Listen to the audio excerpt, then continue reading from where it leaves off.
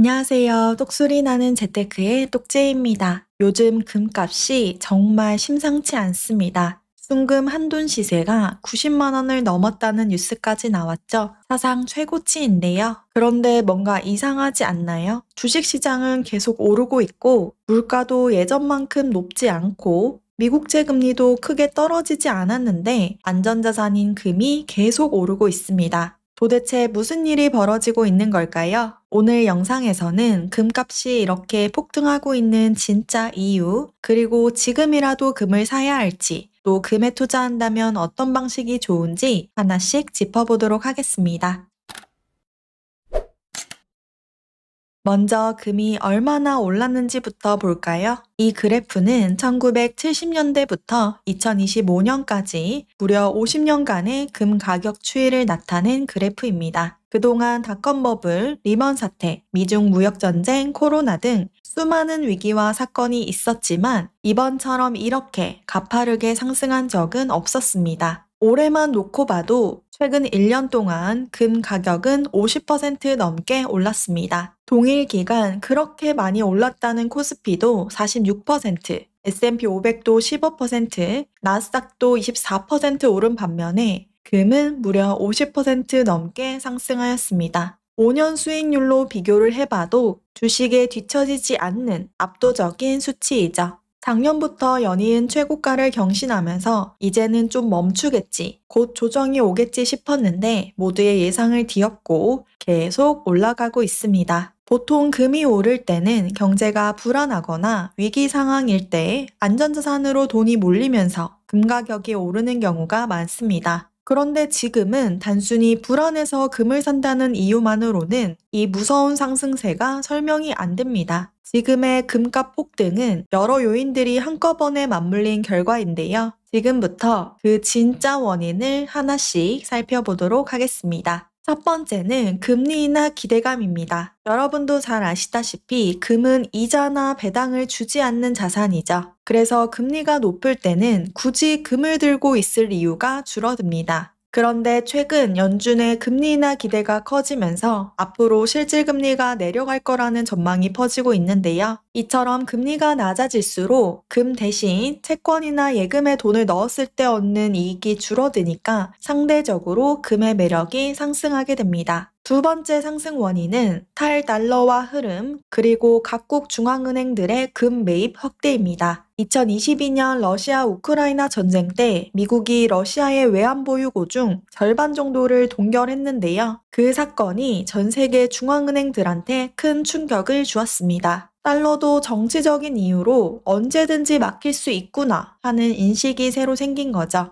그래서 그때부터 중국, 인도, 폴란드, 터키 같은 나라들이 달러 의존도를 줄이고 금을 꾸준히 사모으고 있습니다. 이건 단기적인 투기 수요가 아니라 각국이 신뢰할 수 있는 자산으로 금을 확보하고 있다는 뜻인데요. 이렇게 중앙은행들이 실물금을 꾸준히 사들이니까 금값이 쉽게 꺾이지 않고 있습니다. 세 번째 이유는 달러 가치 약세입니다. 대표적인 안전자산 하면 보통 금과 달러를 많이 떠올리게 되는데요. 그런데 최근 몇 년간 미국은 코로나와 경기 부양책 등으로 어마어마한 양의 돈을 풀었습니다. 이게 단기간으로 보기에는 문제가 없어 보이지만 시간이 지나면 결국 화폐 가치가 떨어질 수밖에 없죠. 게다가 달러는 무한히 찍어낼 수가 있지만 금은 발행 주체가 없는 실물 자산이라 공급이 제한되어 있는데요. 지금처럼 가격이 올랐다고 해서 생산량을 바로 늘릴 수도 없습니다. 이 때문에 화폐 가치가 훼손될수록 가치 저장 수단으로 금의 매력이 상승하고 있습니다. 또한 장기적으로 봤을 때 미국의 부채 부담, 재정 적자 우려 등으로 달러 가치가 계속 내려갈 거라는 전망도 있습니다. 네 번째 이유는 지정학적 리스크와 글로벌 불확실성인데요. 지금 세계는 전쟁, 무역 갈등, 정치적 충돌 등 어디 하나 편안한 구석이 없죠. 여기에 미중 갈등, 중동 불안, 미국의 정치 이벤트까지 겹치면서 각국에서는 혹시 생길지 모르는 일에 대비하려는 심리가 커졌습니다. 그럴 때 가장 먼저 떠오르는 게 안전자산인 금이죠. 언제 어디서나 현금화가 가능하고 국가 신용이나 정책에 휘둘리지 않기 때문에 금이 더욱 주목을 받고 있습니다. 정리하자면 지금의 금값 상승은 단순히 위기니까 금을 사자 이런 수준이 아니라요. 금리 인하 기대, 각국 중앙은행의 탈달러 움직임, 화폐 가치 하락 우려, 그리고 지정학적 불안감, 공급 제약까지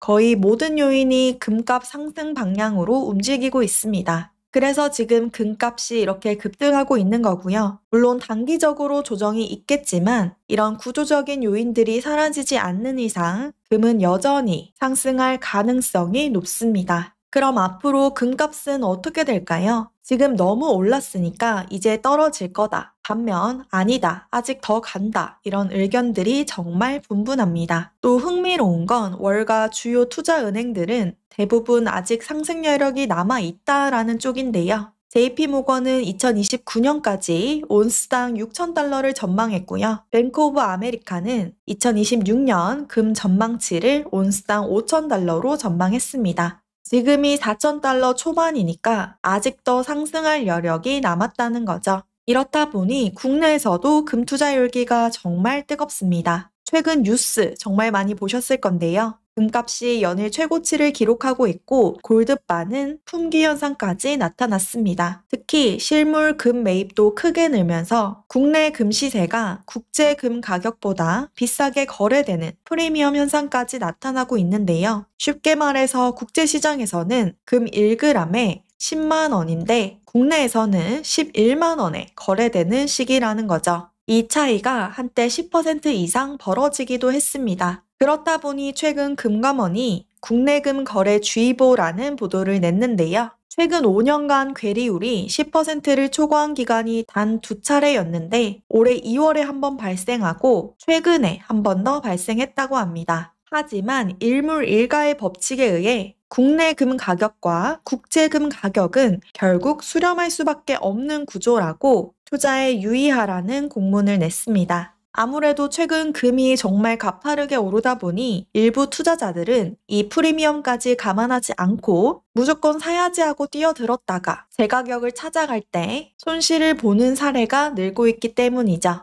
여기 한 번 더 국내 금 가격은 평균적으로 국제 금 가격에 수렴하게 된다는 것을 명심하세요 라고 적혀 있는데요. 아니나 다를까 금감원 소비자 경보 보도가 나오고 약 일주일이 지난 시점 사상 최고가를 찍던 금값은 12년 만에 최대 낙폭으로 6% 이상 빠졌습니다. 국제 금값이 이렇게 빠지면서 국내 금값도 같이 빠졌고요. 프리미엄, 거품도 계속 같이 빠지고 있는 상황입니다. 국내와 국제금 시세는 직접 조회를 해볼 수 있는데요. 한국거래소 정보데이터 시스템에서 이렇게 조회를 해볼 수가 있습니다. 저는 10월 21일 기준으로 시세를 한번 조회해 봤는데요. 국내 금 가격이 약 5% 정도 고평가된 상태입니다. 금에 투자하는 건 물론 좋은 선택이지만 투자가 아닌 투기로 접근하면 이 금도 안전자산이 아닌 위험자산이 됩니다. 단기 타이밍을 잡으려 하다가는 오히려 이런 큰 시장 변동성에 휘둘릴 수가 있고요. 금은 단기 수익을 노리는 자산이 아니라 인플레이션을 방어하고 내 자산 가치를 지켜주는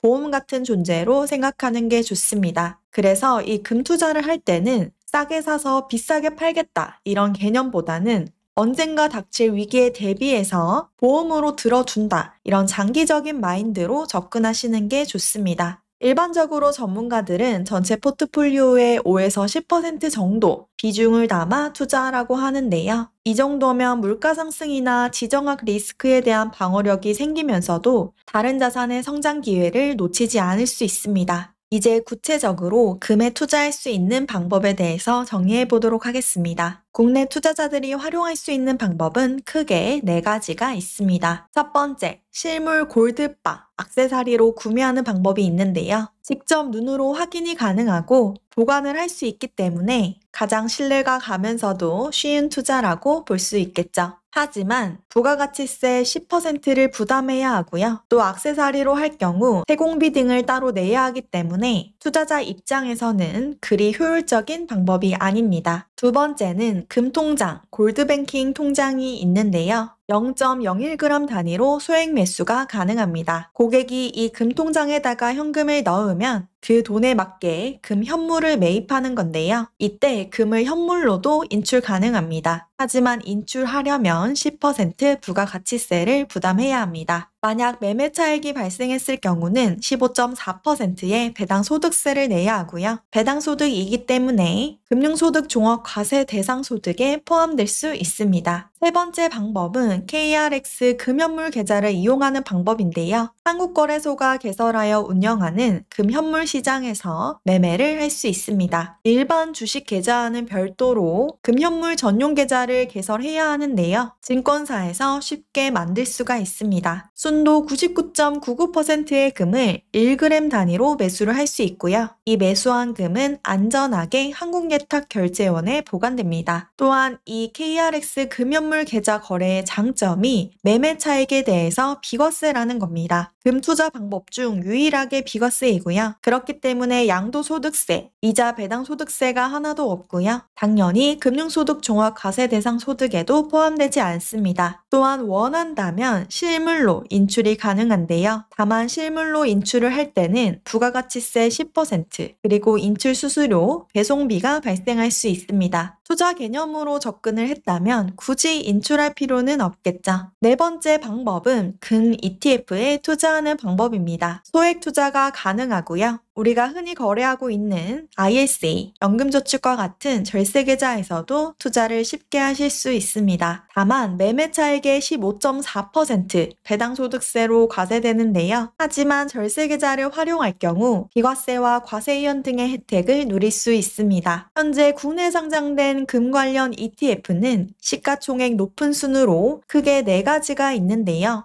에이스 KRX 금현물 ETF는 금 ETF 중 대장 ETF입니다. 현재 시가총액이 2조 원을 넘었고요. 국내 금현물 가격을 추종합니다. 최근 타이거 KRX 금현물 ETF가 상장이 되었고 상장된 지 얼마 되지 않았는데 시총이 빠르게 늘어나고 있습니다. 다음은 코덱스 금 액티브와 솔 국제금 ETF가 있는데요. 이 두 가지 종목은 국내가 아닌 국제금 시세를 추종합니다. 그래서 지금처럼 괴리율이 크게 높아졌을 때도 이 김치 프리미엄을 걱정할 필요가 없습니다. 개인적으로는 김치 프리미엄이 높을 때는 이런 국제금 시세를 추종하는 ETF를 담고 거품이 꺼졌을 때는 금현물 ETF를 투자하는 것도 좋은 방법인 것 같습니다. 또 김치 프리미엄이 있을 때 이 금현물을 팔아서 국제금 시세를 추종하는 ETF를 사시는 분도 계시더라고요. 제가 말씀드린 금 투자 방법 중 저는 KRX 금현물 계좌 투자와 국내 상장 금 ETF 투자 이 두 가지를 추천드리는데요. 언뜻 보기에는 국내 상장 금 ETF 투자가 세금 면에서 불리해 보이지만 우리에게는 연금저축과 ISA 계좌가 있죠.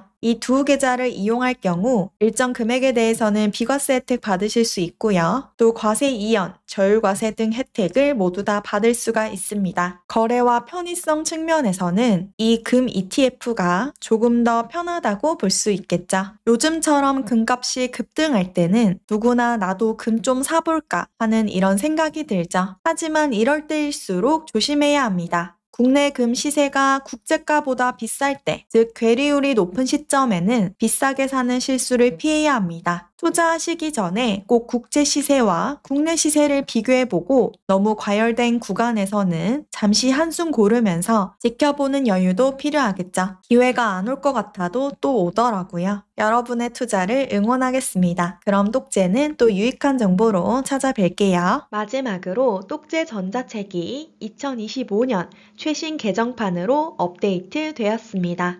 이번에도 역시나 많은 분들이 궁금해하시는 내용들을 포함하여 실질적으로 도움될 만한 아주 알찬 내용들로만 담았으니까요.